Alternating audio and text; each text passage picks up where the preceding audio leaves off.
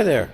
It's time for Truth About Markets here on Resonance 104.4 FM. I believe this is show number 500, Stacy.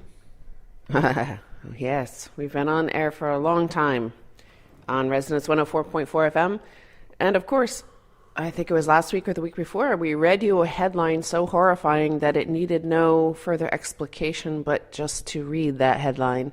And the headline was that George Osborne to make 1.2 billion pounds in cuts per year to the disabled and giving that money to the well-off. Mm-hmm. That has led to finally a headline today that I seriously thought was one of those hoax news sites that litter the web these days. Ian Duncan Smith has resigned in horror at this. Now, I thought because he's so infamously right-wing and so infamously for savage welfare cuts that this must be a hoax, right? Because this is the same sort of headline that The Onion would write. Well, it turns out he's resigned and has left George Osborne and David Cameron holding a pretty cruddy bag. Yeah. Well, there's a couple of ways to look at this. One way to look at it is to think back to all the way back to the beginning of the Reagan-Thatcher era. During this period, we were introduced to the idea of trickle-down economics, that by making the top of the top as wealthy as we possibly can using fiscal and monetary policies, that this would cause a trickle-down and a rising tide would lift all boats. Now, here we are in 2016 with the widest wealth and income gaps around the world we've seen in hundreds of years, well, certainly 100 years. And this technique of transferring wealth from the bottom to the top, as some have pointed out, it was never trickle down, it was always trickle up. So this technique of a trickle up, which they called the trickle down, eventually got to the point where in this country, in Britain, the Chancellor of the Exchequer was literally taking money out of people who had trouble going to the toilet, who were in wheelchairs, and giving it to property speculators. So it got to the extreme levels that the pension secretary, Ian Duncan Smith, working pension secretary, who's a front bencher, who quit in disgust and went out saying that we're not all in this together. And according to Newsnight last night on BBC, this is they're talking about actually a leadership contest now in the Tory party. At the same time that Jeremy Corbyn, in one poll, is ahead. Yeah. So, well, there's a lot there. So. This, I think it was merely the optics. Now, Newsnight, I know it was a very late-breaking story, by the way, so this happened at like 9:30 at night or something. So they managed to scramble some guests to come on there at a very late notice. It was kind of poor coverage, I would say. It was a weak analysis from Evan Davies, and the guests, other than Tim Montgomery, who is a friend of Ian Duncan Smith, it was kind of a weird coverage because they all had this weird conspiracy that it was all about Brexit, which, sure, the Tories are divided, but by those who want to Brexit and those who don't. But the fact is that I think it was a lot to do with the optics of it, because I don't think Ian Duncan Smith has a problem taking money from poor people or disabled. But all of the headlines, even like the Telegraph, it was impossible to hide that it was, usually a budget hides all of this stuff, what they're doing, how they're redistributing the wealth.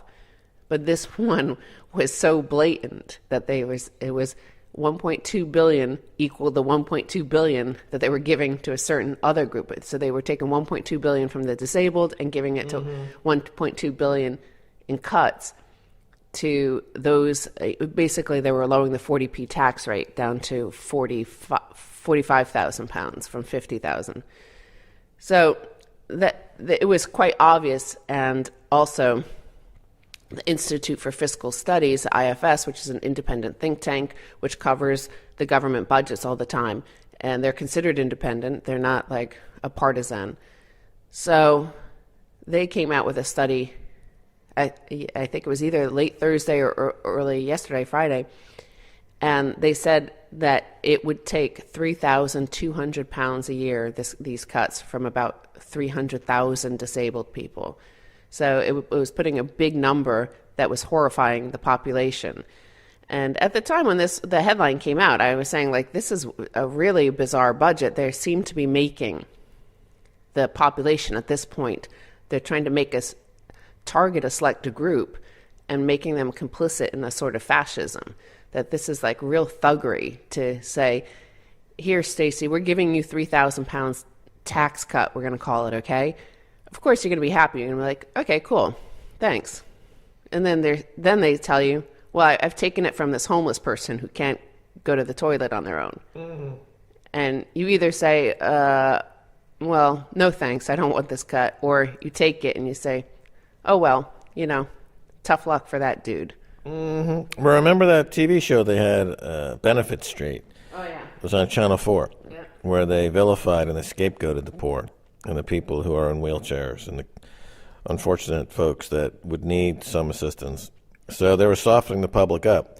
But the public has rejected, certainly this minister has rejected it. Now, to follow up, additionally, so, Paul Mason, who wrote that book, Post-Capitalism, his basic assessment is that this proves his thesis, basically, that the economics that were in place now for 40 years have run out of steam. There's no more disabled people to steal from. They've reached the end. And they couldn't hide it in the budget. I'm sure they would love to have been able to hide it in the budget, but it's just run its course. It's over. So the name of his book is Post-Capitalism. I mean, he's talking about this era ending.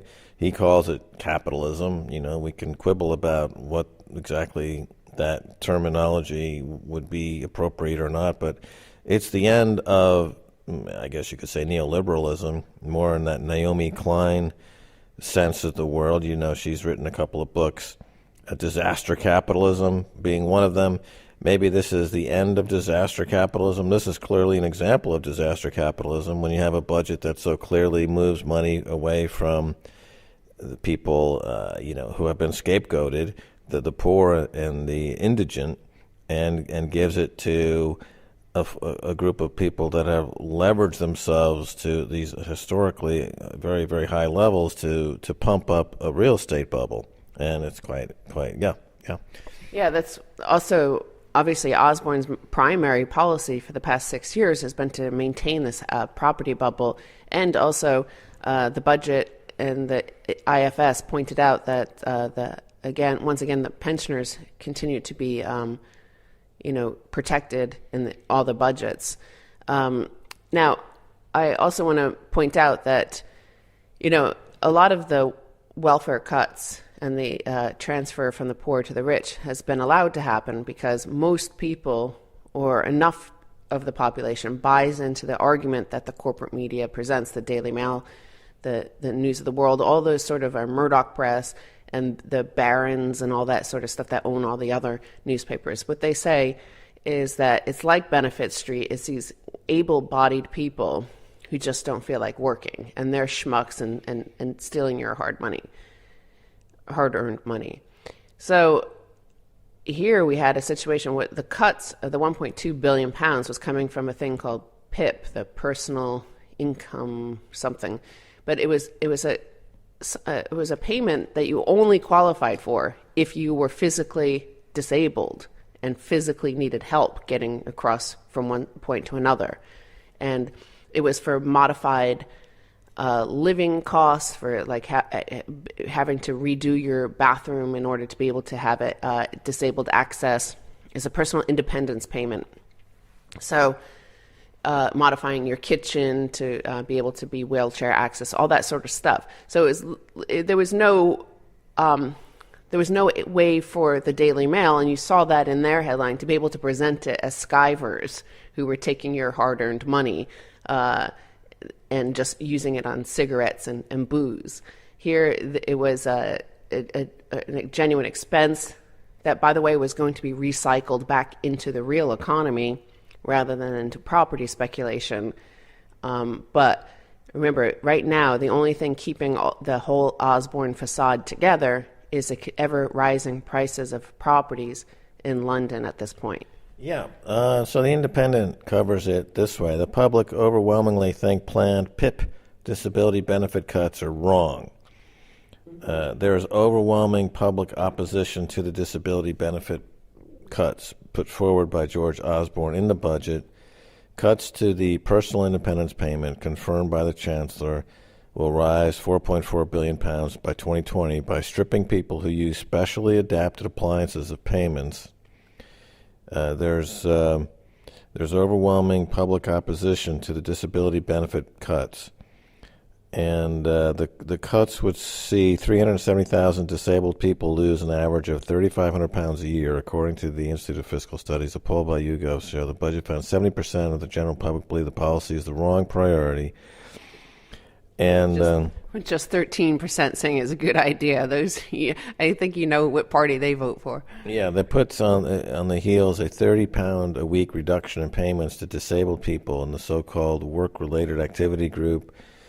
All right, so when you pair this picture of people who are in need of assistance, who are physically impaired, who are the vulnerable people, and then you pair that against where the money that they're giving a subsidy to property speculators who are driving up the cost of property to the average cost of a flat now being £500,000, 10 to 15 times average wage, and so it's a failure on both the inability to serve the needs of the public on the low end and the craven kowtowing to speculators and big banks on the high end, and they're just it's really, we on this show we are very, very critical of the average, let's call it the so-called average British person.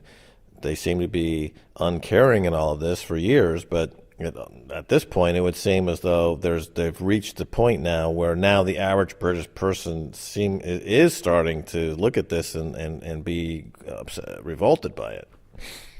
Yeah, well, speaking of revolted by things, this is also, I think, it's a worldwide thing. I saw a headline from the FT today where it said using monetary policy to deal with the banking collapse of 2008 has bought us time, and bought time, however, only for the likes of Le Pen and Trump to emerge as populists. Because as we've been saying over and over on this podcast right here on The Truth About Markets on Resonance 104.4 FM for the past, since the financial crash, we've been telling you that the cutting rates down to zero and now negative has only papered over the crimes and the fraud that were committed and the dismantling of the real economy. And George Osborne's austerity sort of budgets only exacerbate it. But they've papered over a situation that should have been dealt with not only by the justice system, but also by our governments and with fiscal policy and re-engineering our economies. Instead, we've stoked these massive global housing bubbles, which is just even bigger and more epic than the 2006-2007 one. Yeah, the immune system of the economy has been compromised by this monetary policy, and the pathogen of ideologues has been allowed to enter the organism and is now wreaking havoc. So, going back to the 2008 period, in a healthy organism, the failed banks that were preying on the economy should have been allowed to die, and that's would have kept the system healthy. But because, like overusing antibiotics or this monetary policy simply anesthetized the economy for a number of years and compromised the immune system, the ability to flush out bad actors, bad banks. And so into this comes ideologues, and they're now got the political arena turned all topsy-turvy.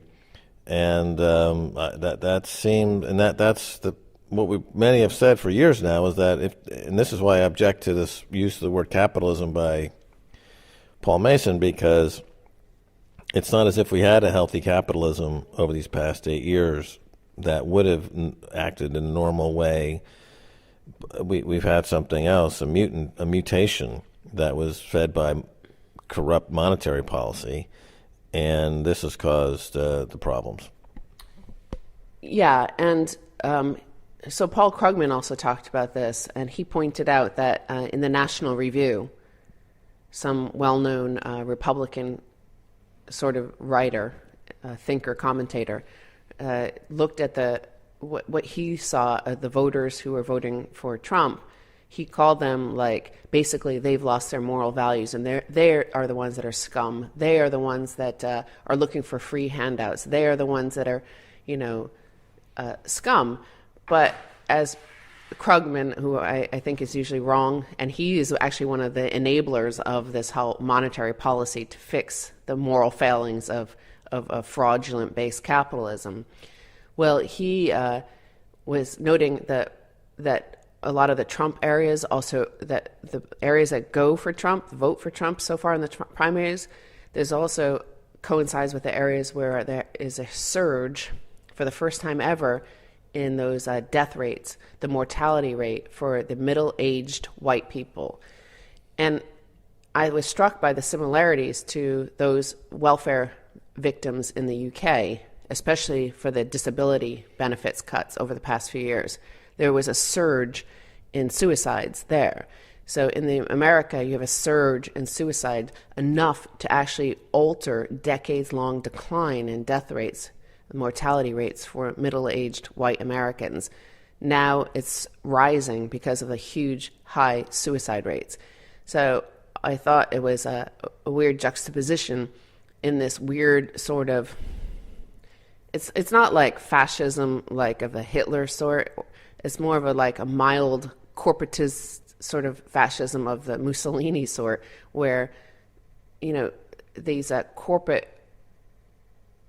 for the austerity measures against and taking of jobs and declining living standards for certain sectors of the economy, i.e. anybody basically that lives outside of a bubble city. All the bubble cities are where all the monetary policy prescription sits. Like, all the money goes to the cities. They don't go out to the countryside. They don't go to the suburbs. They don't go to the heartland. They don't go to any of those places. So we have this weird sort of dystopian future now. Mm-hmm. Right. It's interesting because that metric of life expectancy is just quoted and not really delved into much, that, well, people living longer lives is universally accepted as being good.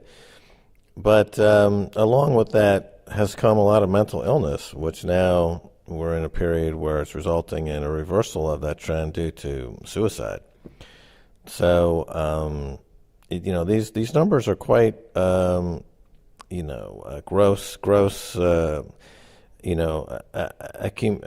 aggregate of data that is not really all that insightful, but people quote these numbers and just accept that they're universally good. In Brazil, for a long time, another example, it's like, well, 30 million people came out of poverty.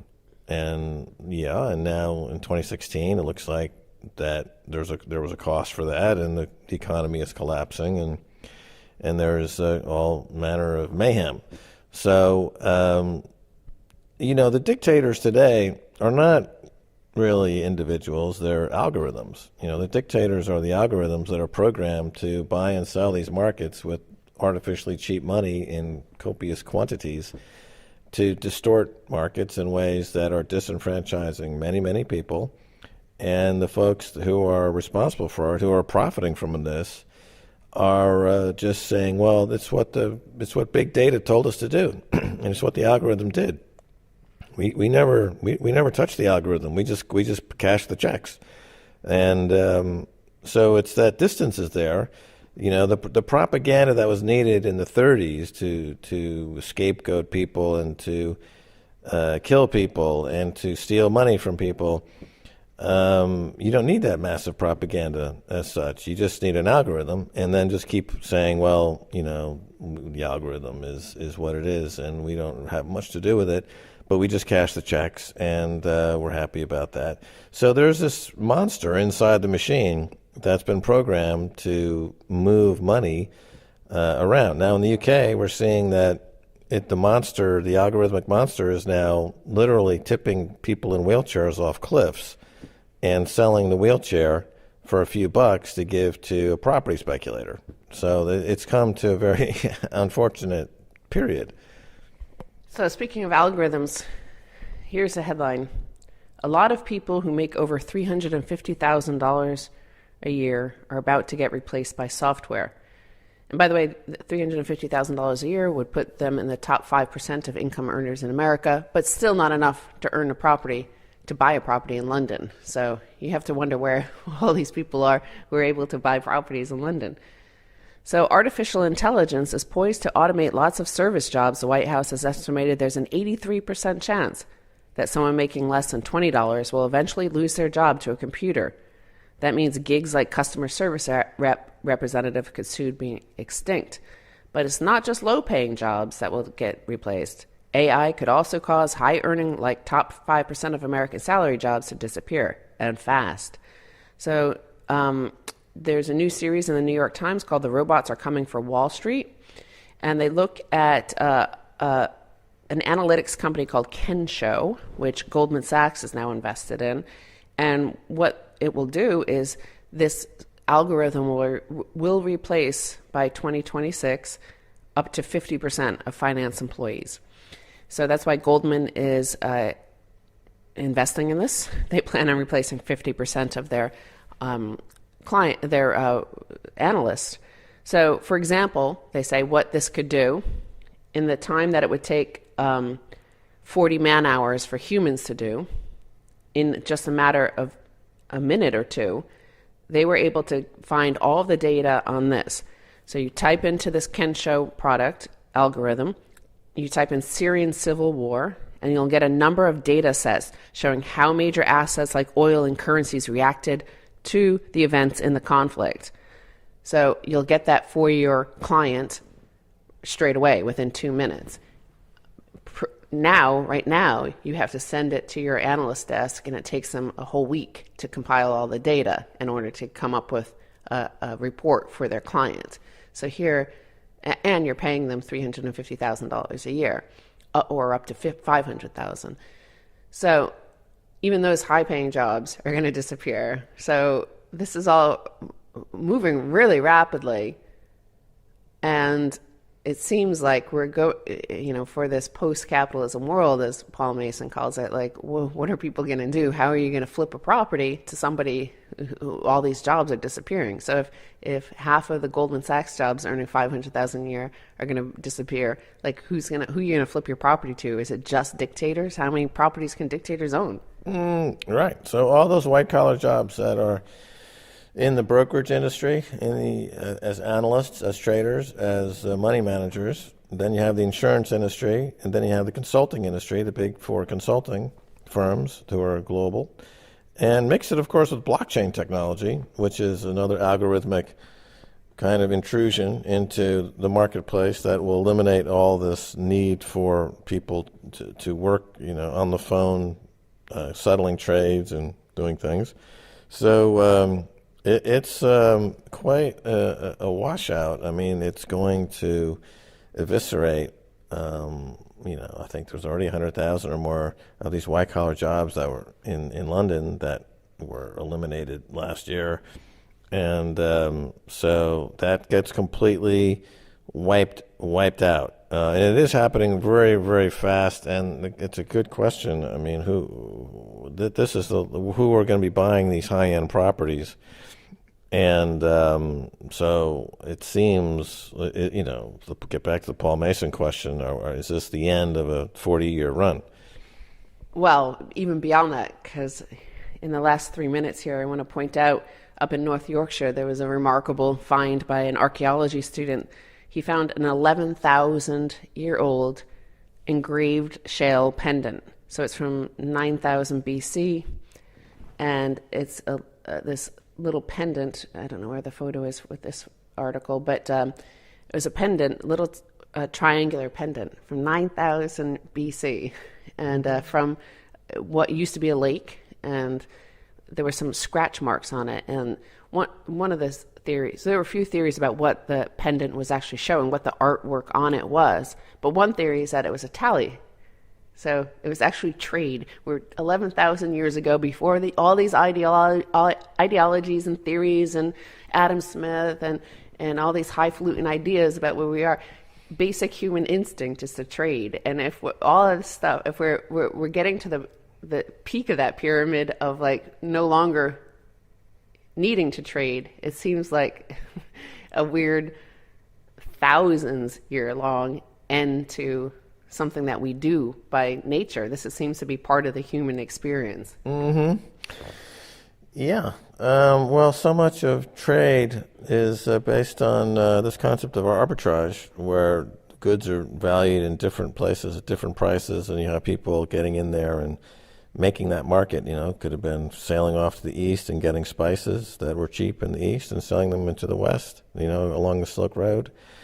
But we live in this digital age, so all the arbitrage go to zero. There is no arbitrage. So there's no way to realize value added. There's no extra value in the system. Back to hunter-gatherer, basically, or the subsistence thinking. So there's a subsistence model there because of the technology that has completely obliterated all margins in a digital economy. And it seems like that reality is approaching pretty quickly now. Well, that's quite interesting, because in the next week or two, we're interviewing Michael Betancourt. Remember, we talked about him previously about agnotology, the learned ignorance. We see that across the world, but also he has a new book out about digital capitalism and how it's caused basically the destruction of everything, including, like, he highlights the fact that, when the house price collapse in 2007, 2008 caused the collapse of the banking system, it wasn't the actual physical houses and the physical mortgage on those houses. It was the thousands of digital documents created around it, the digital derivatives created around it, that caused the whole collapse. So we're in a post-capitalist normal sort of, where you could put a tally on a pendant sort of economics. Yeah, I think it could be. Well, this is they say around this time of every new century is when the new century is defined. World War I in the 20th century, for example. Anyway, it's almost time to say goodbye on this episode of Truth About Markets with Max and Stacy on Resonance 104.4. Until next week, you can always watch us on YouTube. Go to Max Keiser TV. It'll be on the YouTube channel there. So we got to say, I think it's time to say bye, y'all. Bye, y'all. Bye, y'all.